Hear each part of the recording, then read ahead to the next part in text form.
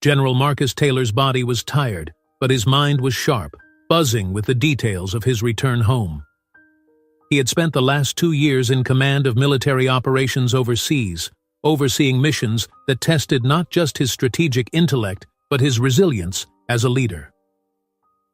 Tonight, though, the weight of the world was momentarily lifted. The familiar sight of home was like a balm to his soul. It was late, the sun having long since dipped below the horizon, casting the sky in a deep navy blue. Only the soft glow of streetlights illuminated the small suburban neighborhood where he had lived for years. Marcus loved this town. It wasn't the bustling, chaotic energy of a big city, but rather a quiet, unassuming place that felt like it belonged in a painting. Tree-lined streets, well-maintained houses, and the occasional child's bicycle left on the curb. It was a world apart from the harsh deserts and mountains where he had spent the last few years, navigating war zones and making life and death decisions. His wife, Cynthia, was waiting for him at home. She had sent him a message earlier, reminding him to pick up a few groceries before he arrived. A simple task, one that felt almost surreal after months of military protocols and high-stakes briefings. Marcus was grateful for the mundanity of it. He'd missed the little things, grocery runs, coffee at the kitchen table, and the sound of his children laughing in the backyard. He took a deep breath, savoring the quiet solitude of the night as he drove down Main Street. The town was mostly asleep at this hour, the streets empty except for a few parked cars and the occasional stray cat darting between buildings. His hands gripped the steering wheel lightly as he rolled down the window, letting the cool night air fill the car. The familiar scent of pine trees and damp earth reminded him that, despite everything, some things never changed. The radio played softly in the background, a slow jazz tune that blended perfectly with the peaceful night. Marcus hadn't felt this at ease in a long time. He was no longer General Taylor, the man who commanded thousands of troops and whose decisions could alter the course of lives. He was just Marcus, a husband, a father, a neighbor. As he drove, memories of his return flooded his mind. The sight of his children running toward him at the airport, their small arms wrapping around him as if they were afraid he'd disappear again. Cynthia's tearful smile as she held him close, whispering how proud she was. It was moments like those that made the sacrifice worthwhile. But there was always a part of him that struggled with the transition. Shifting from battlefield to home life wasn't something they trained you for. But tonight, none of those anxieties had surfaced. Marcus felt grounded, ready to ease back into the rhythms of everyday life. He took the next left turn, heading toward the local grocery store on the edge of town. The parking lot was almost empty, save for a few scattered cars. The store itself was still open, its neon sign buzzing quietly against the darkness. He pulled into a spot near the entrance and turned off the engine, taking a moment to enjoy the silence before stepping out of the car.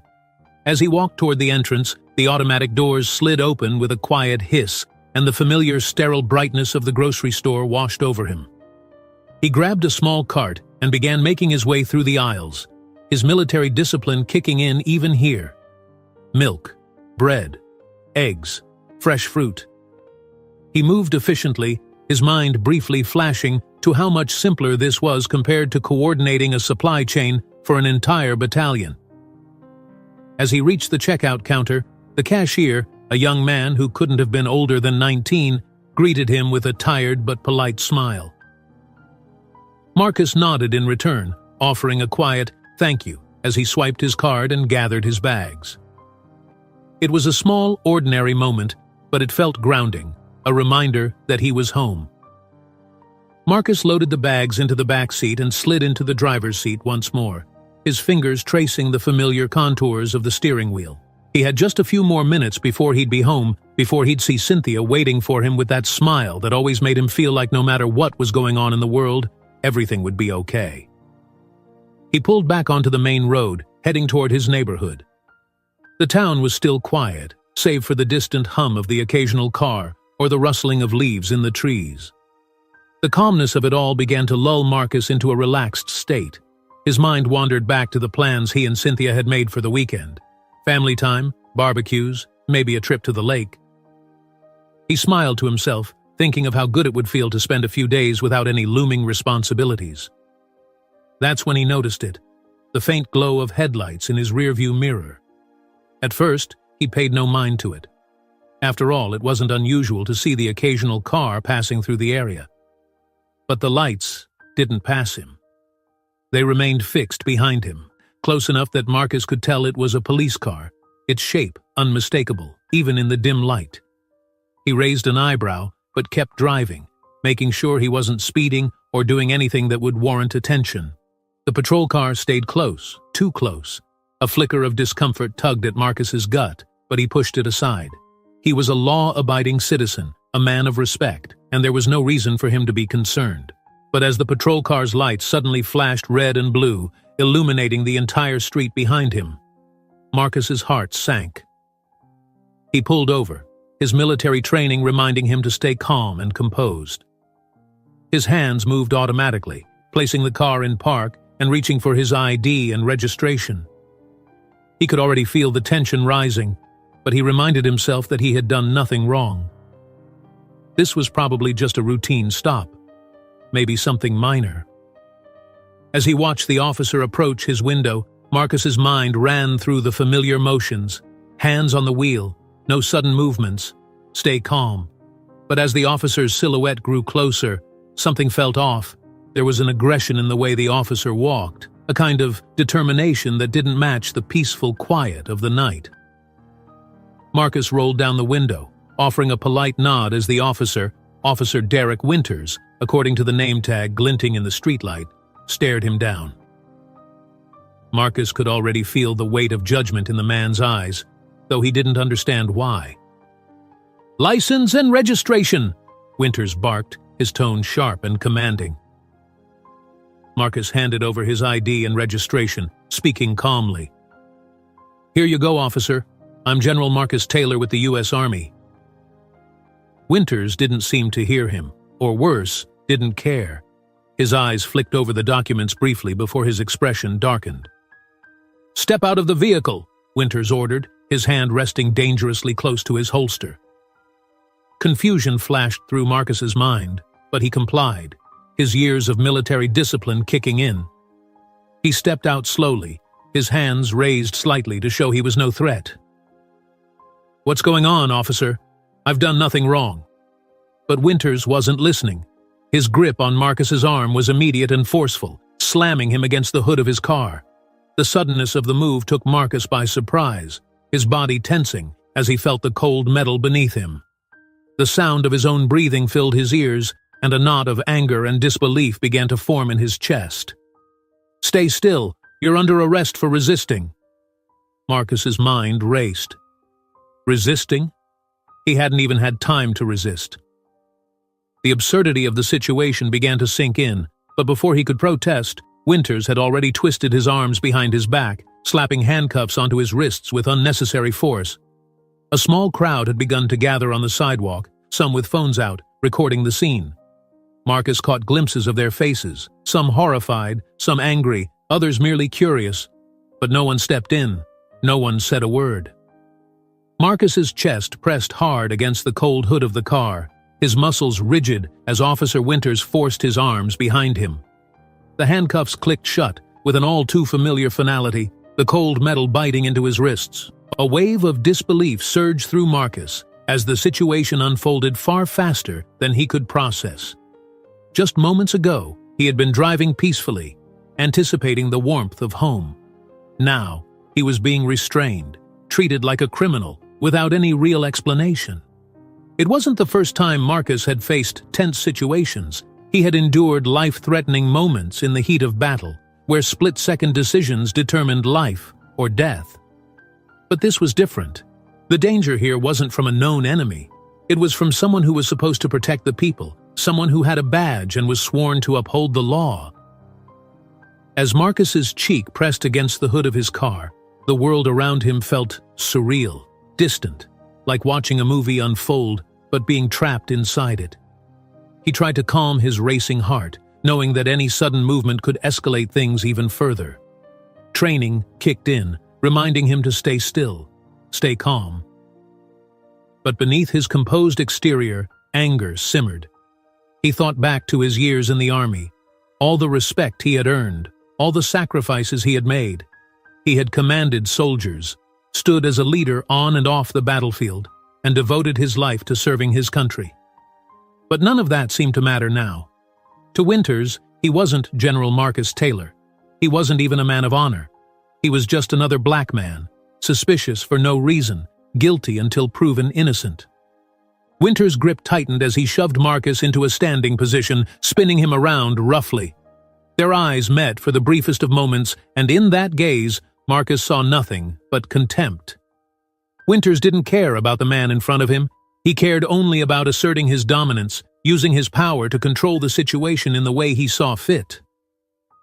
"Did you not hear me, General?" Winters spat the title like it was a curse, almost mocking. "I told you to step out of the vehicle. You took too long, and that's resisting." Marcus clenched his jaw, the weight of those words settling over him. Resisting? Was this really what it had come to? All he had done was follow instructions, calmly and respectfully. There was no resistance in his actions, no defiance, but it didn't matter. None of it mattered. Out of the corner of his eye, Marcus noticed a few bystanders gathering on the sidewalk. Some stood still, eyes wide with shock, unsure of what to do. Others fumbled with their phones, recording the scene, documenting what was unfolding. Marcus didn't know whether to feel relieved or even more vulnerable. The eyes of strangers were upon him, and the entire event was being immortalized in shaky phone footage. His military training had taught him that everything was about optics. How you presented yourself to the world could make or break a situation. And here he was, humiliated in front of civilians, people who probably had no idea who he was or what he had done for his country. One man in the crowd, a middle-aged guy in a baseball cap, shouted, "Hey man, that's General Marcus Taylor, he's a hero! What the hell are you doing?" Winters ignored the man completely. His focus was singular, a cold determination that made Marcus feel like an object, not a person. Winters pulled Marcus toward the squad car, shoving him harshly against the door before opening it. The officer's breath was harsh, labored, as if he were gearing up for a bigger confrontation. But Marcus offered none. He wasn't resisting because he didn't need to prove anything. The truth would come out eventually. He knew that much. He just hoped it wouldn't be too late. As Winters prepared to push Marcus into the back seat, another police cruiser pulled up, its sirens blaring for a moment before shutting off. The backup officer, a petite woman in her late 30s, stepped out of the car with a quick pace. Officer Jennifer Hayes had been on the force for almost a decade, and in that time, she had learned to trust her gut. As soon as she stepped onto the scene, something didn't feel right. She approached quickly, her eyes scanning the scene. Marcus, in handcuffs, standing near the squad car, and Winters, his posture aggressive, almost itching for a fight. She hadn't been briefed on the situation, only that Winters had called for backup. But now that she was here, the air felt thick with tension. "Officer Winters," she called, her voice professional but with a hint of urgency. "What's going on here?" Winters didn't turn to face her, still focused on Marcus. "Got a situation here. Pulled this guy over, and he didn't cooperate. He's under arrest for resisting." Hayes frowned. Her eyes flicked to Marcus, and something clicked. She knew that face. Her mind raced through the news coverage she had seen, the profiles on military leaders. "General Marcus Taylor?" she asked, her voice soft but filled with recognition. "Is that you?" Marcus turned his head slightly, locking eyes with her. "Yes," he said simply, his voice measured and calm despite the circumstances. Winters froze. He had heard the name, but it hadn't registered. Not until now. "General?"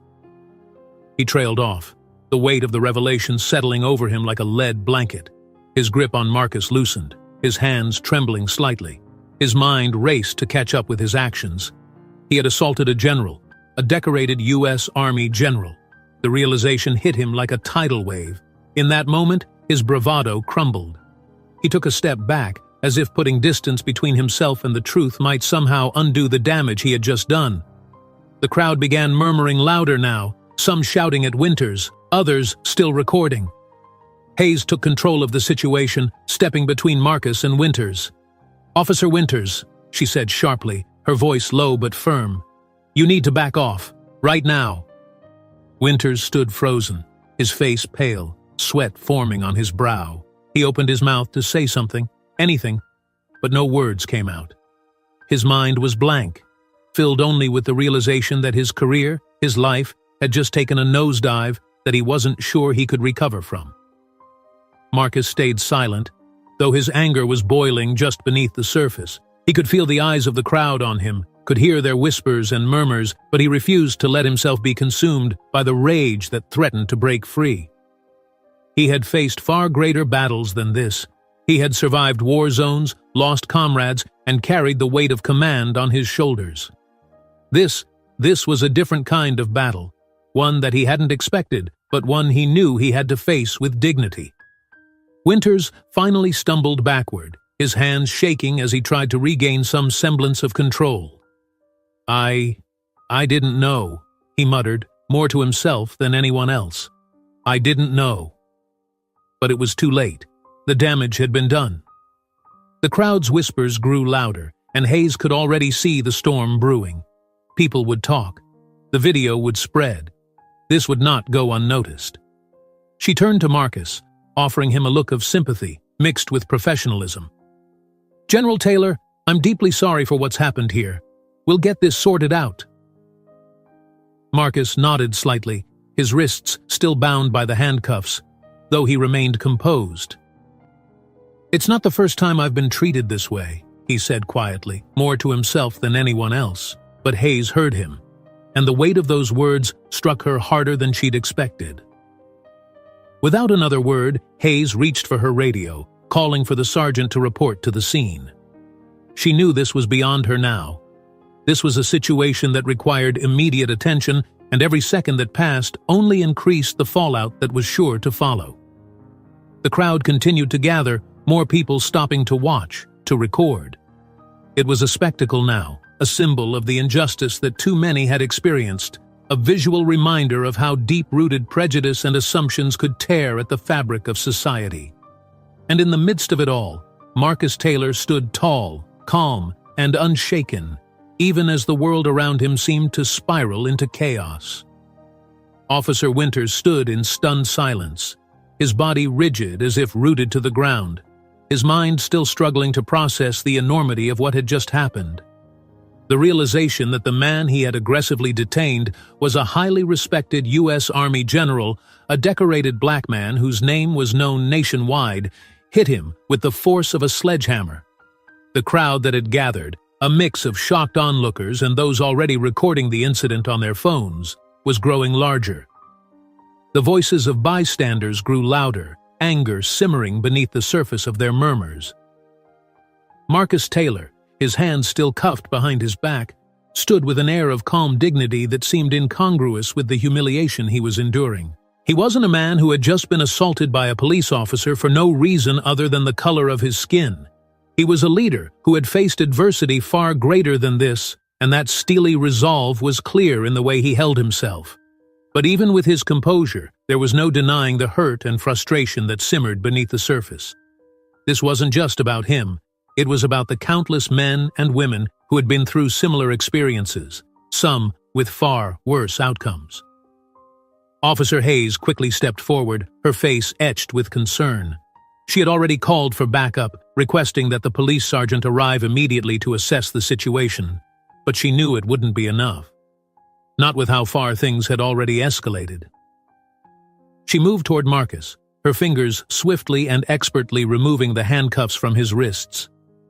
"I'm sorry, General Taylor," she said softly, her voice filled with a kind of regret that Winters could never have managed. "This is all just a mistake." The metal cuffs clattered as they were released, and Marcus rubbed his wrists slowly, the cool night air hitting the places where the metal had bitten into his skin. He didn't respond to Officer Hayes right away. Instead, he turned to face the crowd. Their voices had grown louder now, filled with outrage, frustration, and something deeper, a collective pain that came from watching yet another man, another black man mistreated by those in power. "Is that really General Marcus Taylor?" a woman in the crowd called out, her voice thick with disbelief. "The man who's been on TV? The one who fought for this country?" "Yeah, that's him," another man answered, holding his phone higher to get a better angle of the scene. "That's the guy, and they put him in handcuffs. Ain't that some shit?" The anger in the crowd was palpable, and Officer Hayes could feel it radiating toward them like heat from a furnace. She glanced back at Winters, who stood frozen in place, his face pale and drawn. He was staring at Marcus, eyes wide, as if the gravity of his actions was finally sinking in. I didn't know," Winters stammered again, his voice shaky. His bravado had evaporated, leaving behind nothing but a shell of the man who had been so sure of his authority just moments before. "I didn't know who you were." Marcus finally turned to face Winters, his expression calm but filled with a quiet intensity that made the younger officer flinch. For a long moment, neither man spoke, the air between them thick with tension. The only sound was the distant murmur of the crowd, punctuated by the occasional shout or flash of a camera. "You didn't care who I was," Marcus said at last, his voice low but carrying enough weight to silence the crowd around them. "It wouldn't have mattered if I were a general or not. You saw a black man, and you assumed I was a threat. That's all you needed to justify this." Winters swallowed hard, his face reddening as shame settled over him like a heavy cloak. He opened his mouth to respond, but no words came out. There was nothing he could say that would make this right, and he knew it. Marcus took a step closer to Winters, his gaze unwavering. "You don't know the first thing about me, but I'll tell you something," he continued, his voice steady. "I've spent my entire life serving this country. I've led soldiers into battle, made decisions that affected lives, and worked to protect the freedoms that people like you enjoy every day. And this is how I'm treated? This is the thanks I get?" The words cut through Winters like a blade. He felt small, insignificant in the face of Marcus's righteous anger.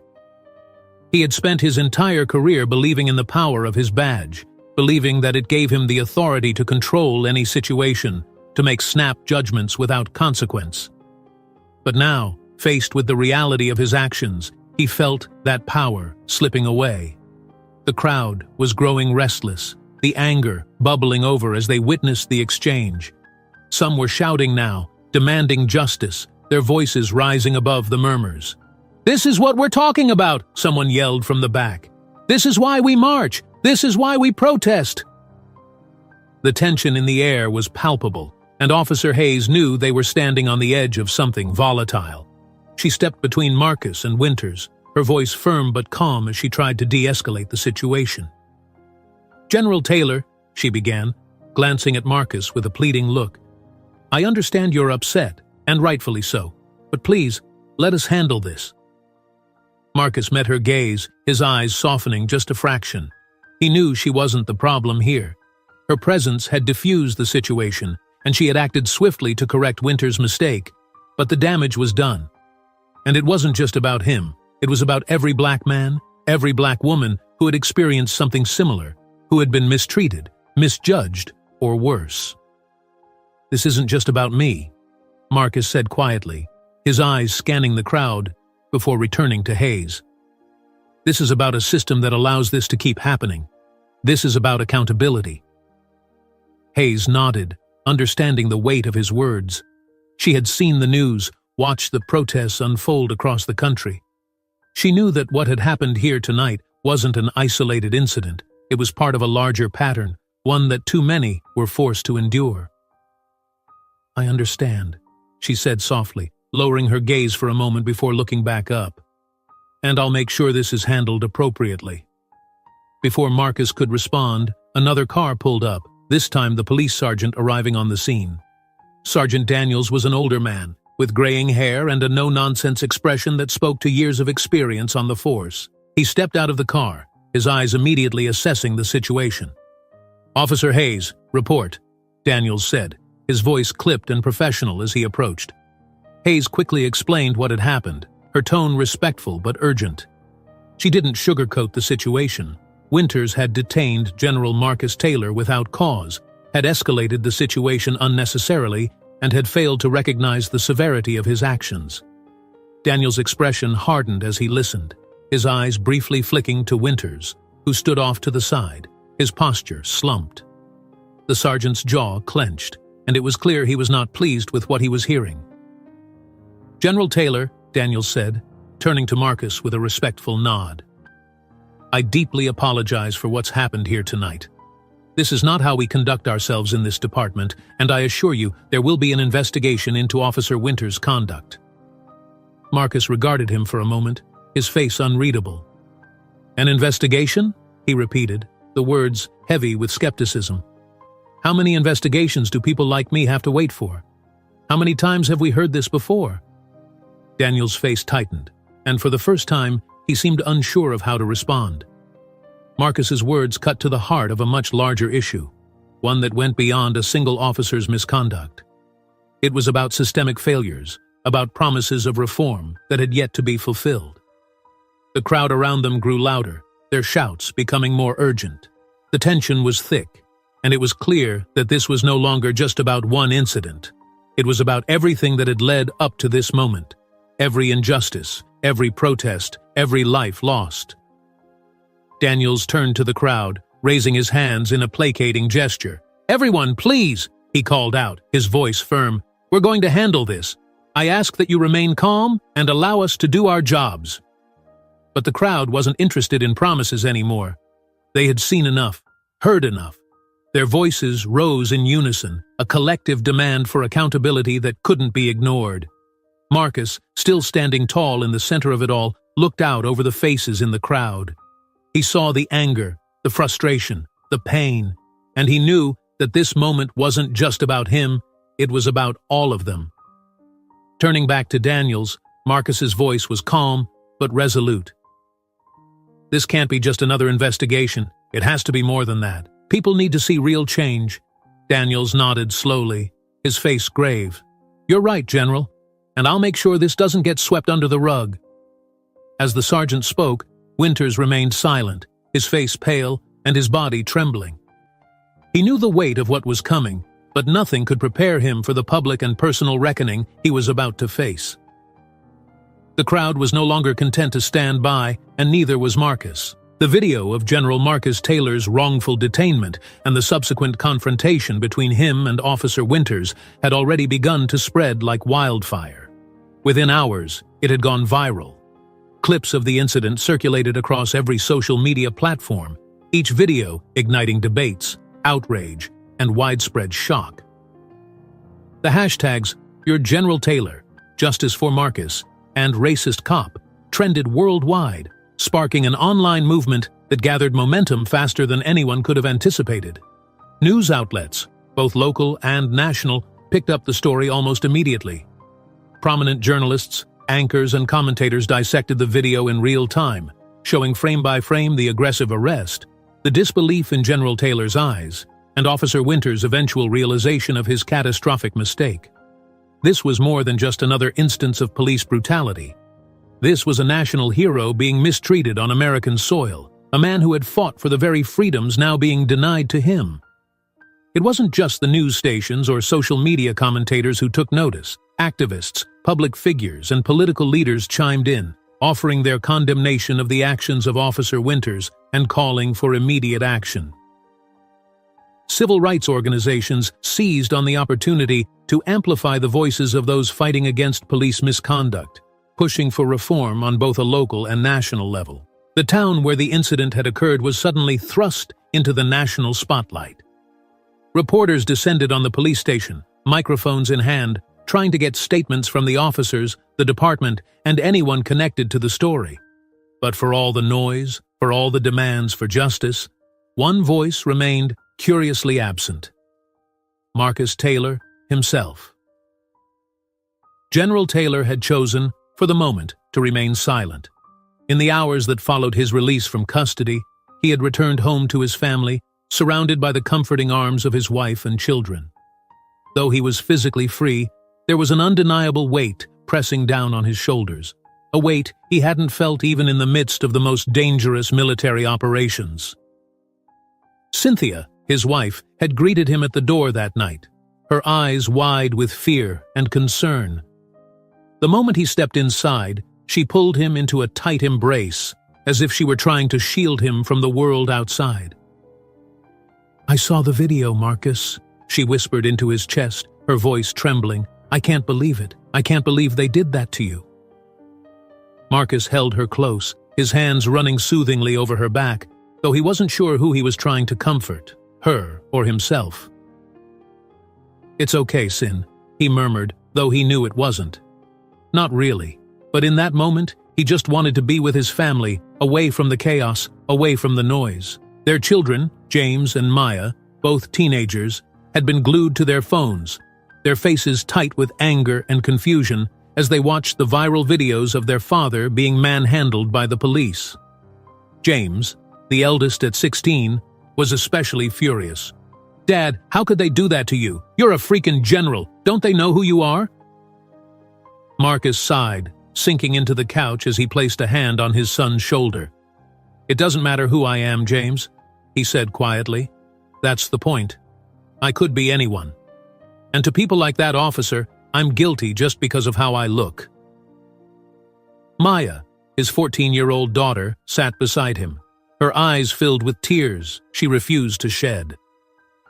"But you didn't do anything wrong," she said, her voice small. "Why does this keep happening?" That question had no easy answer, and Marcus knew that. He had fought in wars, negotiated peace, led soldiers through the darkest times. But this fight against injustice at home, felt somehow larger, heavier. It wasn't just about him, and he knew it. This was about every black man and woman who had been treated as less than, every person who had been profiled, harassed, brutalized, or worse. Cynthia sat down beside him, taking his hand. "Marcus, people are going to want to hear from you," she said gently. "The world is watching. They need to hear your voice." He nodded slowly, knowing she was right. But the idea of stepping into the media frenzy felt overwhelming. His entire career had been about serving, about leading through action, not words. But now, his actions had already spoken, unwillingly, unknowingly, and the world was waiting to hear from him. For the next few days, Marcus remained silent, even as the world continued to react. Protests erupted across the country, not just in his hometown, but in major cities like New York, Los Angeles, Chicago, and Washington, D.C. The footage of his arrest had become the latest rallying cry for those fighting against police brutality and systemic racism, and Marcus Taylor, whether he liked it or not, had become a symbol. In his small town, the protests were intense. The streets outside the police station swelled with people holding signs, demanding justice. "Accountability now," read one sign, while another declared, "No one is above the law." The anger was palpable, the energy crackling in the air like a live wire. The protests remained largely peaceful, with marchers chanting slogans like "Black Lives Matter" and "No justice, no peace," their voices ringing out across the streets. But there was an underlying tension, one that simmered just beneath the surface, ready to boil over at any moment. Inside the police station, things were in chaos. Officer Winters had been suspended without pay pending an investigation, and the department was scrambling to control the narrative. The police chief, a middle-aged man named Arthur Collins, was no stranger to controversy, but this was on another level entirely. Collins had been thrust into the spotlight, fielding questions from reporters and community leaders alike, his every word dissected and analyzed. "This department takes these allegations very seriously," Chief Collins had said during a press conference on the second day after the incident. He stood at the podium, his face drawn and weary. "We are conducting a full and thorough investigation into the actions of Officer Winters, and we will hold him accountable if misconduct is found." The words did little to calm the public's anger. Too many people had heard promises of accountability before, only to see nothing change. The community had watched as time and time again, officers were placed on administrative leave, investigations were launched, and yet justice never seemed to be served. In the days that followed, Officer Winters' life began to crumble. The video of him aggressively arresting Marcus Taylor, had become a stain on his reputation that no amount of damage control could clean up. Winters found himself at the center of a media storm, with reporters camped outside his house, his face plastered across every news station and social media feed.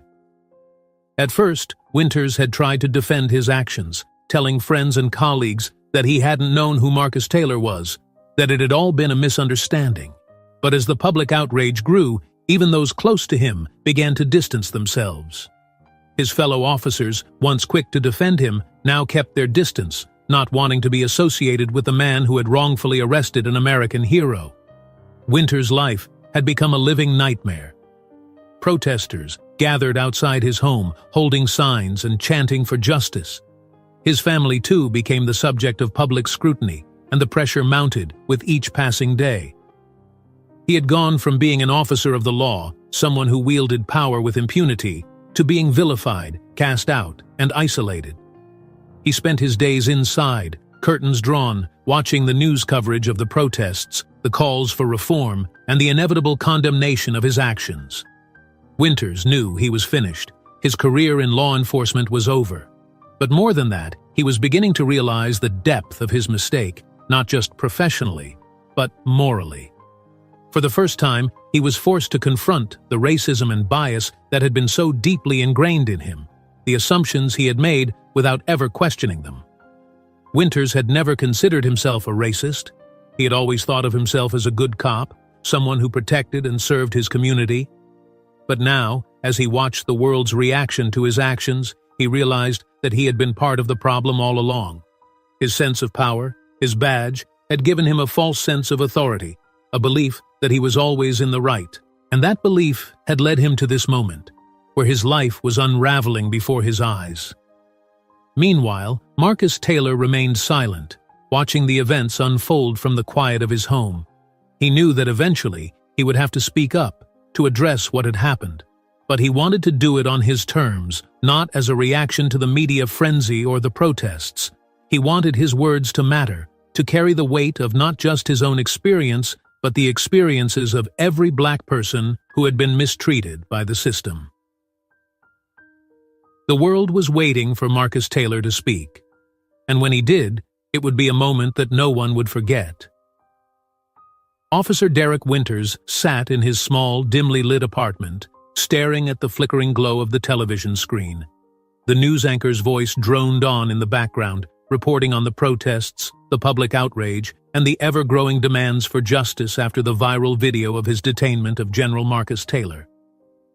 The world had turned upside down in just a few days, and Winters had been at the center of it, his life spiraling out of control.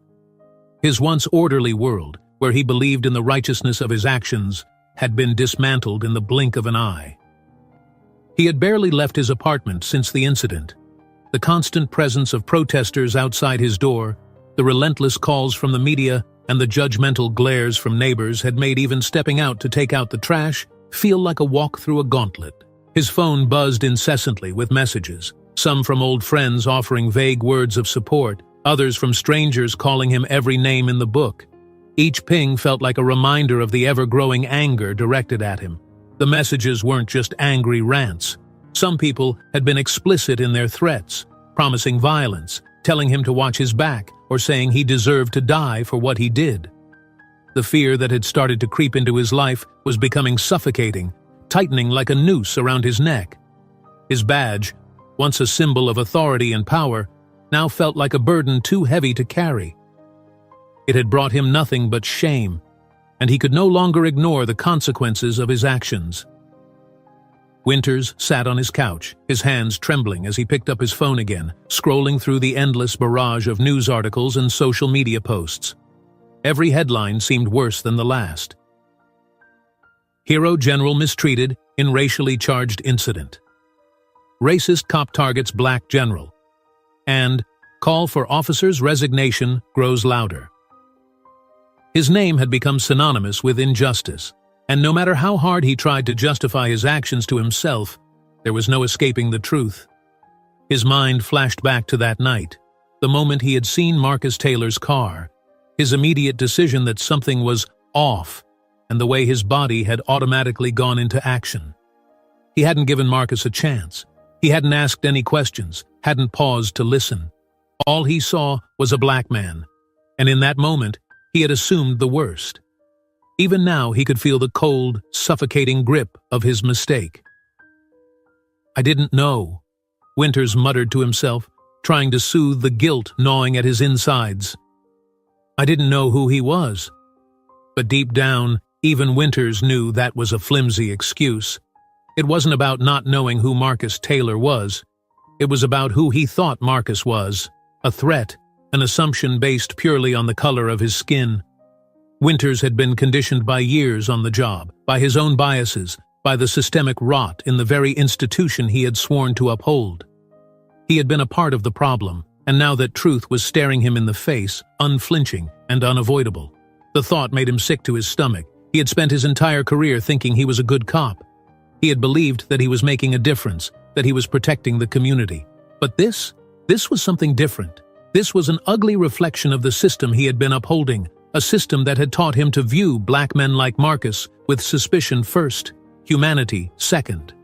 There was a knock at his door, startling Winters from his thoughts.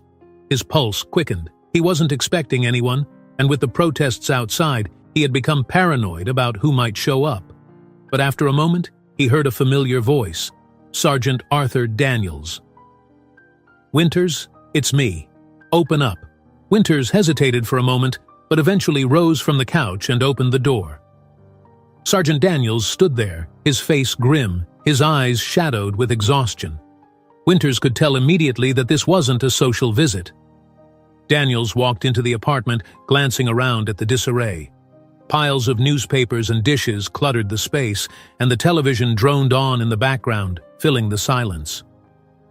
Winters had never been a tidy person, but now his apartment felt like a reflection of the chaos that had overtaken his life. "Jesus, Derek," Daniels muttered as he looked around, "you're falling apart." Winters didn't respond. He simply sank back into his chair, his shoulders slumped.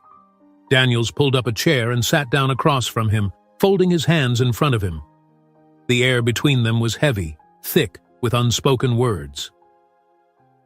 "You know why I'm here," Daniels said after a long pause. "This can't go on like this." Winters stared at the floor, unable to meet his superior's gaze. He knew what was coming.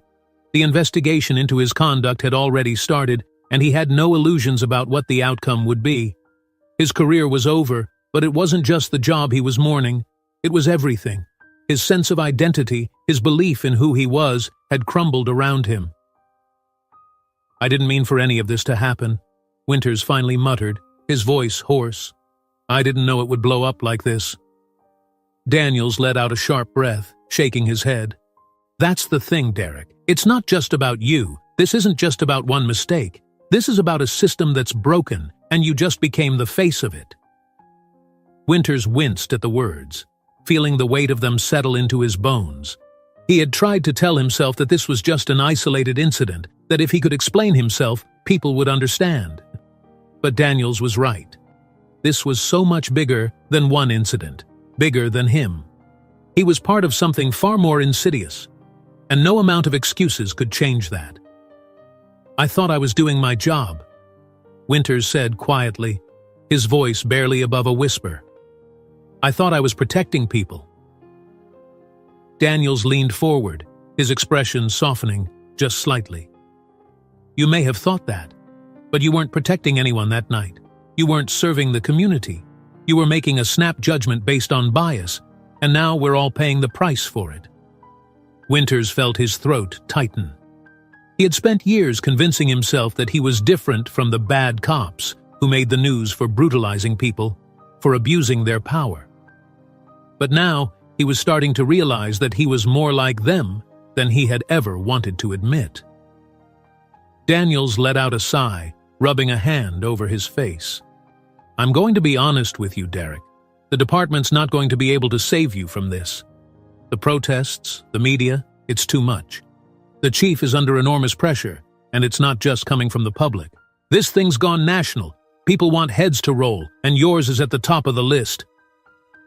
Winters swallowed hard, his heart pounding in his chest. He had known this was coming, but hearing it said aloud made it feel final.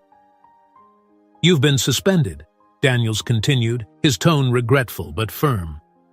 "And once the investigation is over, you're going to be officially terminated. There's no way around it. The department can't afford to keep you on." The words hit Winters like a punch to the gut, knocking the air out of him. He had known it was coming, but hearing it made it real. His career, his life's work, was over. Everything he had built, the identity he had crafted around his badge, had crumbled to dust.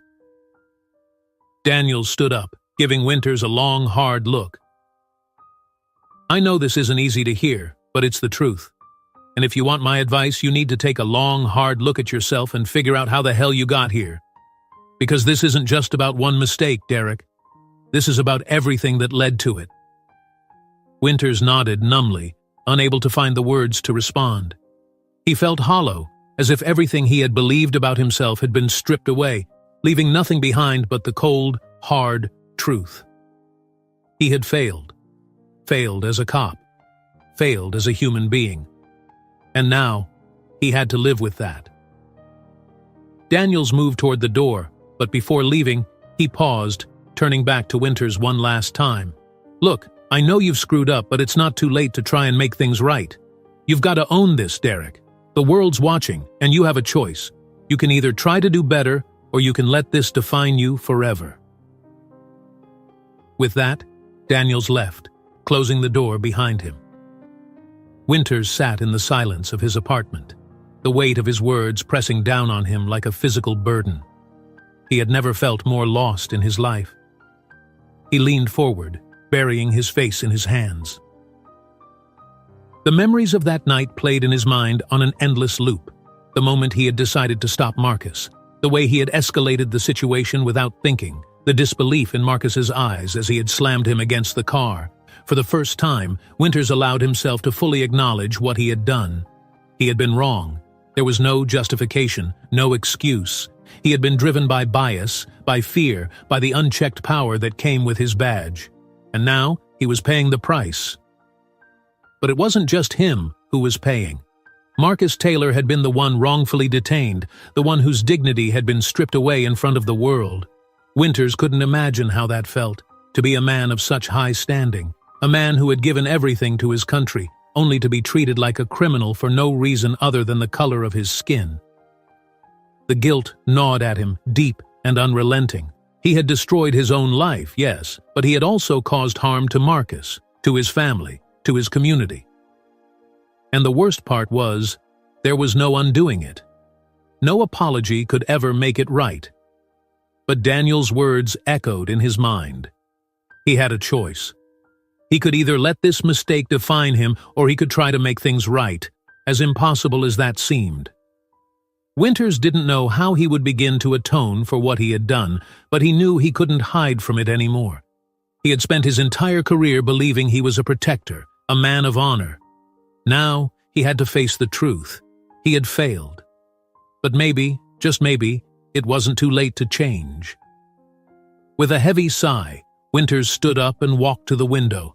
The sound of protesters chanting echoed in the distance, their voices calling for justice, for accountability. He listened for a long time, letting their words sink in. This wasn't about him. It was about a broken system, one he had been complicit in. For the first time in his life, Winters truly understood what those voices were fighting for. Officer Winters had dreaded this moment for days, the confrontation that was about to happen. His mind raced with scenarios of how it would unfold, each worse than the last. A part of him wanted to turn back, to avoid facing the man whose life he had derailed. But he knew there was no running from this. Not anymore. The meeting was arranged at the local police station, in a back room away from the noise of reporters and protesters gathered outside. Winters arrived early, his palms sweating and heart pounding in his chest. He had rehearsed what he was going to say over and over in his mind, but now, sitting in that stark, gray room, everything felt hollow. The rehearsed words faded as the reality of facing General Marcus Taylor loomed closer. Winters had lost sleep over this meeting, his stomach in knots as guilt gnawed at his insides. He had spent his career believing that moments like these were for criminals, for those who had broken the law, not for someone like him. He had worn the badge proudly, believing that it gave him authority and respect. But now, stripped of the illusion that his actions had been righteous, the badge felt like a weight around his neck, pulling him deeper into shame. The door to the room creaked open, and Winter's breath hitched in his throat. General Marcus Taylor stepped into the room with the kind of presence that filled every corner. He didn't need a uniform or medals to command respect. His quiet dignity was enough. His tall frame moved with a grace that contrasted starkly with the tension that gripped the air between them. Winters instinctively rose from his chair, his throat tight, as if all the air had been sucked from the room. General Taylor's expression was unreadable. His eyes calm but piercing, the kind of gaze that could cut through a person's soul. He didn't speak right away, and the silence between them stretched out, thick with unspoken truths and heavy with the weight of what had happened. Winters wanted to say something, anything, to break the suffocating silence, but no words seemed right. Finally, Marcus motioned toward the chair across from Winters, a simple nod indicating that they should sit.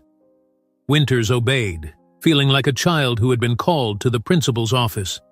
He fidgeted with his hands, running his fingers over the rough texture of his pants, trying to keep his composure. Marcus remained standing for a moment longer, observing Winters without judgment, but with a quiet intensity. Then, slowly, he sat down, placing his hands on the table between them. His movements were deliberate, calm, but there was no mistaking the underlying storm behind his eyes.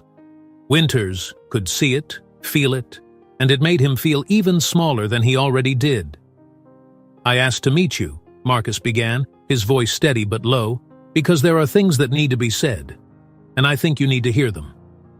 Winters nodded quickly, his mouth dry, unable to find his own voice just yet. He wasn't sure if it was fear or respect, or both, that kept him from speaking, but it was clear that Marcus was the one who should begin.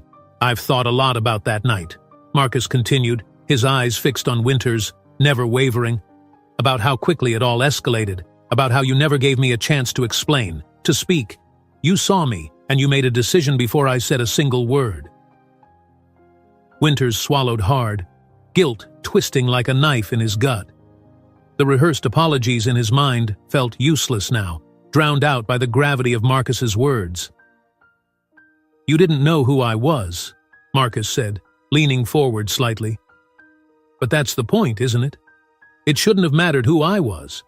General, civilian, father, husband, none of that should have mattered.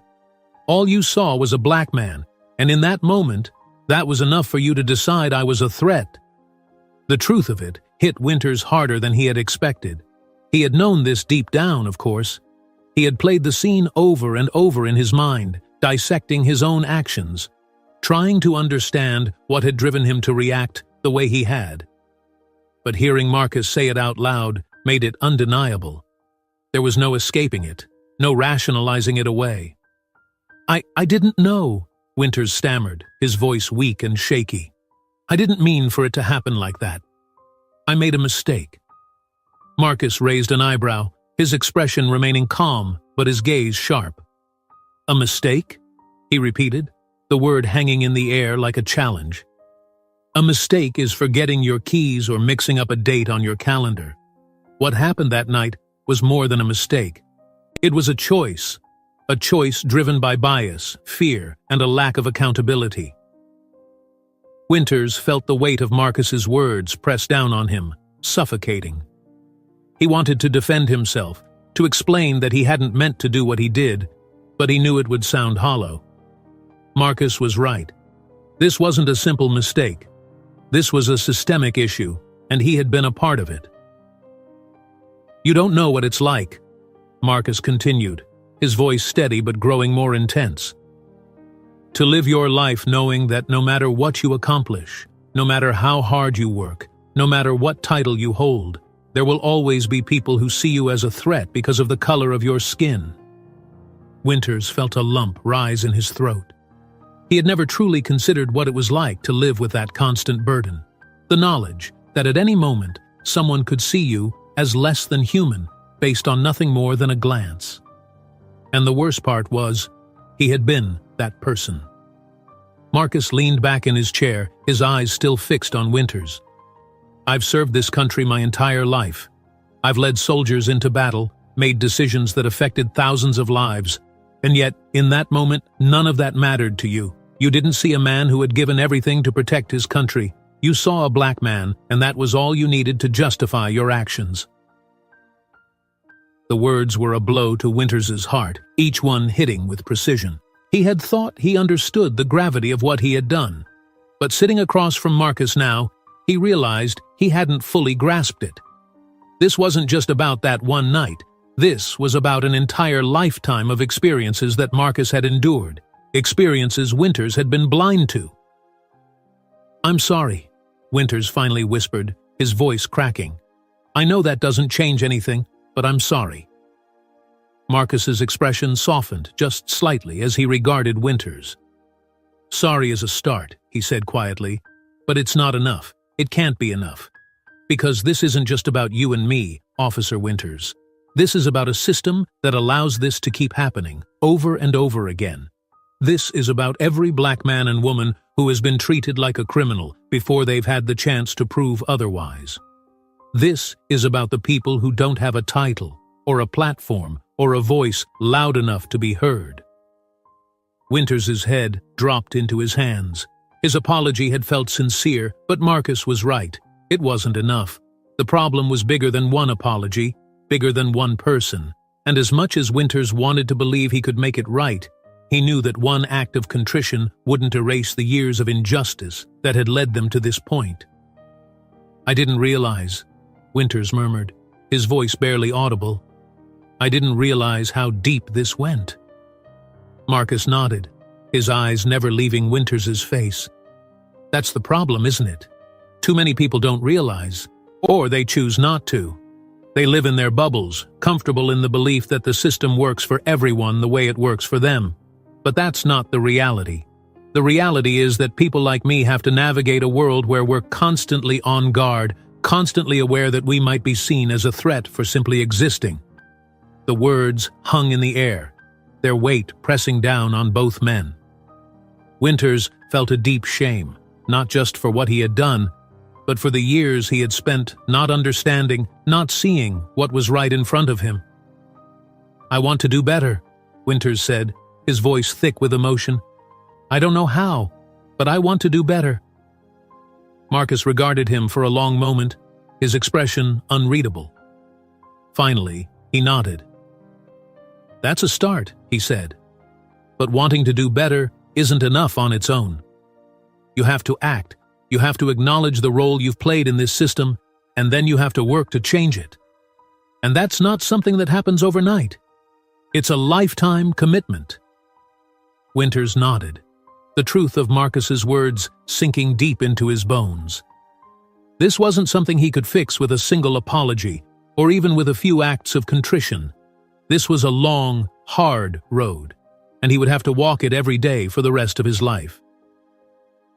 The room fell into silence once more, but this time it wasn't as suffocating as before. There was an understanding between the two men now, a shared acknowledgement of the weight of what had happened. Winters knew that he had a long way to go before he could even begin to make amends, but he also knew that this was the first step. As they sat in that quiet room, Marcus finally rose to his feet, signaling that the conversation was over. Winters stood as well, unsure of what to say, unsure if there was anything left to say. Marcus gave him a nod, not of forgiveness, but of understanding. "Take this moment and learn from it," Marcus said as he headed toward the door. "Don't let it be wasted." Winters watched as Marcus left the room, the door closing softly behind him. He stood there for a long time, staring at the door, his heart heavy with the knowledge that this was just the beginning. He had made a mistake, a grievous one, and he would have to live with that for the rest of his life. But now, for the first time, Winters understood what he had to do. The crowd outside the community center had grown larger than anyone anticipated. What had begun as a small gathering of local activists and citizens had swelled into something much bigger, a movement. People of all races, ages, and backgrounds had come together, holding signs that read, "Justice for all, no more silence," and "We stand with General Taylor." The atmosphere was electric, buzzing with a palpable mix of anger, hope, and anticipation. Inside the community center, General Marcus Taylor stood at the window, looking out at the gathering sea of people. The sunlight filtered through the glass, casting long shadows across the polished floor. It was strange, he thought, how quickly his life had changed. Just a few days ago, he had been a private citizen, enjoying the return to civilian life after years of service. Now, he had become the face of a national movement, a symbol of resilience against injustice. The irony was not lost on him. He had spent his entire career serving his country, wearing the uniform with pride, believing in the ideals of justice, fairness, and equality. But despite all of that, despite the accolades and medals, he had still been reduced to a mere stereotype in the eyes of one officer, and by extension, the system that officer represented. Marcus took a deep breath, closing his eyes for a moment to center himself. The speech he was about to give felt monumental, not because of its length or content, but because of what it represented. He wasn't just speaking for himself. He was speaking for the thousands, no, millions, of people who had been through similar experiences, who had been profiled, mistreated, or worse, simply because of the color of their skin.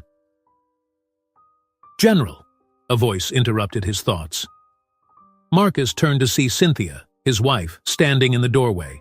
She wore a soft, knowing smile, the kind that told him she understood exactly what he was feeling without needing to say a word. She had been his anchor through all of this, the calm in the storm, and as he looked at her now, he felt a surge of gratitude. Without her support, he wasn't sure how he would have managed the past few days. "They're ready for you," she said gently, stepping closer to him. "It's time." Marcus nodded, his face softening as he reached out to take her hand. "Thank you, Sin," he said, his voice low but filled with emotion. "For everything." She squeezed his hand in return, her eyes shining with pride. "You've got this," she whispered. "You always have." Marcus gave her a small, appreciative smile before letting go of her hand and turning toward the door that led to the stage outside. The sound of the crowd intensified as he stepped closer to the exit, and with each step, he felt the weight of the moment pressing down on him. But it wasn't a burden he resented, it was a responsibility he was ready to carry. As he walked through the door and onto the small stage that had been set up at the front of the community center, the crowd erupted into cheers. Marcus paused for a moment, taking in the sight before him. Thousands of faces looked up at him, their expressions filled with a mix of determination and expectation. This wasn't just a crowd, it was a community, united in their desire for change. The cheering subsided as Marcus approached the microphone, the air around him humming with anticipation. He cleared his throat, his eyes scanning the crowd as he gathered his thoughts. There was no turning back now. "Thank you all for being here," Marcus began, his deep voice carrying easily across the sea of people. "I stand before you today, not as a general, not as a leader, but as a man. A black man who, despite his service to this country, was treated like a criminal for no other reason than the color of his skin." There was a murmur of agreement from the crowd, the words resonating deeply with many who had experienced or witnessed similar injustices. "But this isn't just about me," Marcus continued, his voice growing stronger. "This is about every person in this country who has been mistreated, disrespected, or dehumanized because of their race. This is about a system that allows that kind of treatment to continue, unchecked and unchallenged for far too long." The crowd erupted into applause, their voices rising in support of his words. Marcus waited for the noise to die down before continuing. "I've spent my life fighting for this country," he said, his voice steady and resolute. "I've led soldiers in battle, made decisions that affected lives, and given everything I had to defend the freedoms that we all hold dear. But the incident that took place the other night has shown me that the fight isn't just out there. It's right here, in our own streets, in our own communities." Marcus paused, his eyes locking with those in the front row, his gaze sweeping across the crowd as he spoke the next words with deliberate care. "We are at a crossroads," he said. "This is a moment in time where we can choose to ignore the injustices that are happening around us, or we can choose to stand up and demand better, not just for ourselves, but for future generations, for our children, for our grandchildren." The crowd responded with another wave of applause and cheers, and Marcus felt the energy of their support fueling his own resolve. "I am not here today to tell you that the road ahead will be easy," he continued, his voice taking on a more serious tone. "We are fighting against centuries of systemic racism, against institutions that were designed to keep us divided and oppressed. But if there's one thing I've learned in my years of service, it's that no battle worth fighting is ever easy. And this, my friends, is a battle worth fighting." The crowd roared their approval, the sound reverberating through the air like thunder. Marcus felt a surge of emotion rise in his chest, but he kept his composure, knowing that this moment was bigger than him, bigger than his own personal experience. "I didn't ask to be put in this position," Marcus said, his voice quieting for a moment. "But now that I'm here, I'm going to use my voice, and I encourage each and every one of you to do the same. Because real change doesn't happen because one person speaks out. It happens when we all raise our voices together, when we all demand that the system be held accountable." He paused again, letting his words sink in, watching as the crowd seemed to absorb the gravity of what he was saying. "I want to say something directly to the law enforcement officers who are watching this," Marcus said, his tone shifting to one of firm resolve. "We are not asking for special treatment. We are not asking for you to go easy on us. We are asking for you to treat us as equals, to respect us as human beings, to see us for who we are, not what you assume we are." A ripple of agreement moved through the crowd, and Marcus knew that these words weren't just for the officers, they were for every black man and woman who had ever felt invisible, misunderstood, or targeted. "This is a moment in history," Marcus said, his voice rising again with passion. "We can choose to look the other way, to stay silent, or we can choose to stand up and demand that this country live up to the ideals it was founded on: equality, justice, freedom, for everyone." The crowd erupted into applause once more, their cheers echoing off the buildings around them. Marcus could feel the power of their collective energy, the sense that something was shifting, that this moment was just the beginning of something much larger. He stepped back from the microphone for a moment, allowing the crowd's applause to wash over him, feeling the weight of their support. And as the noise subsided, Marcus leaned forward one last time, his voice filled with both hope and determination. "This fight isn't over," he said, "but we're just getting started, and together we will win." The crowd exploded into cheers once again, and Marcus stepped away from the podium, his heart full as he looked out over the faces of those who had come to stand with him. This wasn't just his fight anymore. It belonged to all of them. As Marcus walked back toward the entrance of the community center, Cynthia met him with a beaming smile. She wrapped her arms around him, pulling him into a tight embrace. "You were incredible," she whispered in his ear. Marcus smiled, holding her close for a moment. "We've got a long way to go," he said, his voice quiet but resolute. "I know," Cynthia replied, pulling back to look him in the eyes. "But if anyone can lead us through it, it's you." Marcus looked back out at the crowd, still chanting, still energized, still filled with hope. For the first time since that fateful night, he felt a deep sense of purpose, a sense that his journey was far from over.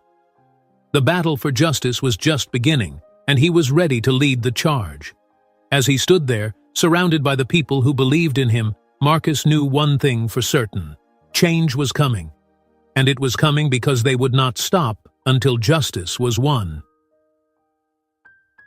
Months had passed since the fateful night of Marcus Taylor's wrongful arrest. In the time since, the protests had evolved into something far greater than just a local movement. What started in a small town had rippled across the country, galvanizing communities to confront the systemic issues that had long been ignored or brushed aside. The video of Marcus's arrest had become the symbol of a broader fight, A fight not just for justice for one man, but for the dignity and equality of all people who had been marginalized and oppressed by the system. The community center, once a quiet place for local events, had become the heart of the movement. It was here that people gathered weekly to discuss strategies for reform, to share their stories of injustice, and to build coalitions. It wasn't just a place anymore. It was a hub of change, where people from all walks of life came together, united in their common goal: justice. Inside the community center, Marcus Taylor sat in a quiet room, reviewing a series of documents spread across the table. He had been working tirelessly, not just as a public figure, but as a leader of an organization that had formed in the wake of the protests, the Coalition for Justice and Accountability. It had started small, just a few volunteers and community leaders, but it had grown exponentially, drawing attention from across the nation. Lawyers, activists, educators, and even some police officers had joined the coalition, all working together to propose meaningful reforms to the criminal justice system. Marcus leaned back in his chair, rubbing his eyes. The weight of the past months was heavy on his shoulders, but it was a burden he bore willingly. Every meeting, every speech, every protest he attended reminded him of the importance of the work they were doing. This wasn't just about fixing one wrong. It was about reshaping a system that had been broken for generations. He glanced at the clock on the wall. It was nearly time for another meeting. Today, they were set to discuss a new initiative aimed at implementing community oversight of the police department, a proposal that had gained significant traction in recent weeks. The idea was to create a civilian-led board with the authority to review cases of police misconduct, ensuring that there was transparency and accountability in the handling of such incidents. Marcus had pushed hard for this initiative. After his own experience, he knew how important it was for the community to have a voice, to be part of the process of holding law enforcement accountable. It wasn't about punishing the police.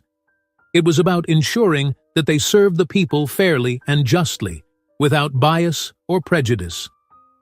As he gathered his papers and stood to leave the room, Cynthia appeared at the door, a soft smile on her face. "You ready?" she asked, her voice filled with warmth. Marcus nodded, returning her smile. "As ready as I'll ever be." Cynthia stepped closer, her eyes filled with pride. "You've done so much already, Marcus. People are listening. Real change is happening because of you." He sighed, his expression softening as he looked at her. "It's happening because of all of us," he said. "This isn't just my fight. It's everyone's." Cynthia reached for his hand, squeezing it gently. "I know. But you've inspired people. You've shown them that it's possible to stand up and make a difference." Marcus smiled, grateful for her unwavering support. "I'm just trying to do my part." Together, they walked out of the small room and into the larger hall, where dozens of people had already gathered for the meeting. The room was abuzz with conversation, a mixture of old faces and new ones, community members, activists, and leaders from various organizations. At the front of the room stood a large banner that read, "Justice, Accountability, and Reform. Together, we can build a better future." As Marcus made his way to the front of the room, he was greeted by nods and handshakes, people expressing their gratitude and support. He had become a beloved figure in the movement, not because of his rank or status, but because of his humility and unwavering commitment to the cause. Once everyone had settled, Marcus took his place at the podium. The room quieted as the crowd waited for him to speak, their eyes filled with anticipation and hope. "Thank you all for being here today," Marcus began, his voice calm but strong. "We've come a long way in these past months, but the work is far from over. What we're fighting for isn't just reform, it's transformation. We are demanding a system that works for all of us, not just some of us, and that requires all of us to stay engaged, to stay committed, and to keep pushing forward." The crowd responded with applause, their energy palpable. "We've seen some victories," Marcus continued. "The police department here has agreed to adopt some of the changes we've proposed, including mandatory bias training and the creation of a civilian oversight board. That's a huge step in the right direction." But we can't stop there. He paused for a moment, scanning the room, making eye contact with as many people as he could. We have to make sure that these changes aren't just promises. They have to be implemented, and they have to be enforced, and that's going to require all of us to stay vigilant.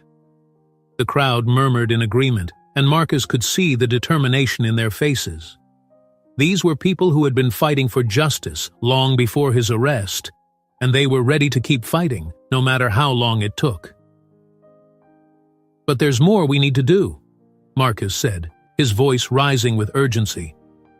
"We need to ensure that these changes aren't just happening here.